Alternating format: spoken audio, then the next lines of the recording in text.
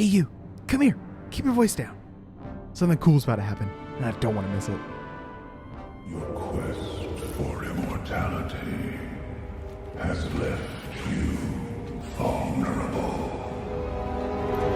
I will have my vengeance! That was sick as hell. Wait, what? You don't get what all the fuss is about? Really? Oh, okay then. It looks like today, my dear friend, we're going to look at one of the myriad of things that makes me absolutely adore the Warcraft universe. Buckle up, because this one's going to get a bit nerdy and even a bit sciencey. But before we get started, let's step back a bit. Throughout the years of World of Warcraft, there's been one single consistent thread that has pulled through every expansion. The art team. Everyone knows it. They never miss. Whether we're up in arms about pandas, artifact power, or covenants, you know that wherever Azeroth's heroes find themselves, it's going to look and sound rad as hell. I want to take a moment to highlight some of the tiny little things that bring so much life into this universe. The kind of stuff you might not even consciously think about when playing the game, but you certainly feel. Between all the lore talk and pre-expansion hypes, sometimes I think our unsung heroes deserve a bit of the spotlight. So, welcome to, hopefully the first of any, this episode of Arts and Warcrafts. This series will highlight those tiny bits of the game that have stuck out at me. In addition, we'll talk about the back-breaking effort that goes into certain underappreciated details. I'm expecting this series to be a lot of fun, so I'm hoping you'll enjoy it. With that out of the way, let's look back at the cutscene I mentioned earlier. There's a tiny little detail, bordering on inconsequential, that I've become obsessed with. Whoever threw this in there is a massive nerd, and game-recognized game. Let's take a moment to highlight it. Now, for a bit of science, and I promise I'll make this quick. Sound. It comes in all shapes and sizes, from your shrill high notes to the grumbling lows. While the difference in how they sound is, of course, obvious, different types of sounds also behave in interesting ways from one another. Today, our focus is going to be on the low notes, something our werewolf friend mostly keeps himself restrained to. If you've ever set up a surround system for a TV, isn't it odd that we set up various speakers all over the place to get that immersive Dolby Atmos experience? But then the subwoofer just gets plopped in some random corner? This is because low frequencies lack directionality. Most folks got two ears on their head. This lets them figure out where sounds are coming from based on the difference heard in each ear. If a sound is a little louder than it is on the left, your brain puts together that's where the sound is. Time to meet that. However, our more dramatic low tones actually behave a bit oddly.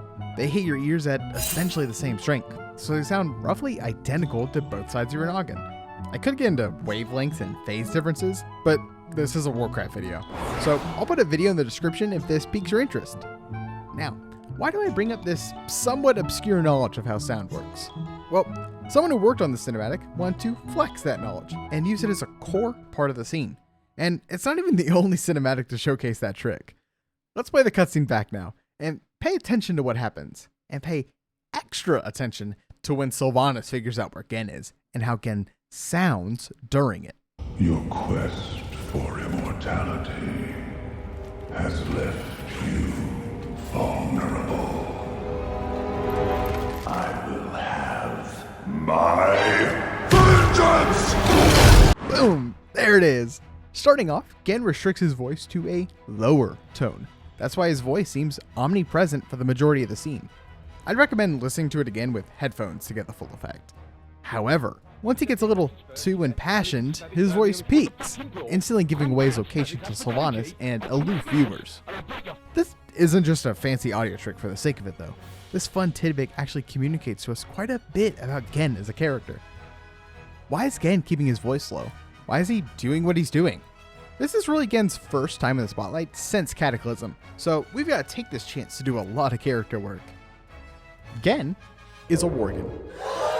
As many of us know, was once a doomer human king that built walls, is now a doomer dog that feels bad about building a wall. In this cutscene, we get to see the duality of the man. Dog? Whatever. Gen doesn't approach the situation like a typical hero. He doesn't come in with his guard and clear Sylvanas out. No, he takes his time. He enjoys the hunt. Due to the curse, there's a part of Gen that is a bit more unhinged than your average guy. He's got that dog in him, you could say. He preys on Sylvanas. He enjoys looking just outside of reach, waiting for that moment of weakness, being that cold, calculated killer. But he's also a bit too passionate.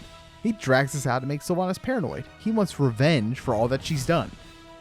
Which is a lot. He's got her dead to rights, but he wants to play with his food. That's where the second part of this interaction comes in. Gen's anger at Sylvanas, this vitriolic spite that sent him here in the first place, is also what allows her to escape. This small audio detail, using what is at most a scientific fun fact or helpful pointer for setting up a home theater, is leveraged to tell us so much about Gen as a character within the constraints of a 2-minute cinematic. That's right as hell. Shoot, they even pulled a similar trick in the Mop cinematic, but that one is less ruthless killer and more Chen being a goofball. Sometimes these details get lost in the bombastic roller coaster that is World of Warcraft. And it's these small touches that remind us of the passionate folks who put their blood, sweat, and tears into crafting this universe for us. Let me know in the comments. What's a tiny detail from over the years of Warcraft that has stuck out to you? The kind of thing that you'd imagine almost no one has bothered to point out. I'd love to talk about them in future episodes of this series, but as always, it's time to thank my patrons. Thank you to Clemnil Shala, who replaced the dreary Frostfire Ridge with the bleak peaks of Dunmoreau, and of course, all our other patrons that have stuck with us. Without you guys, these videos would not be possible.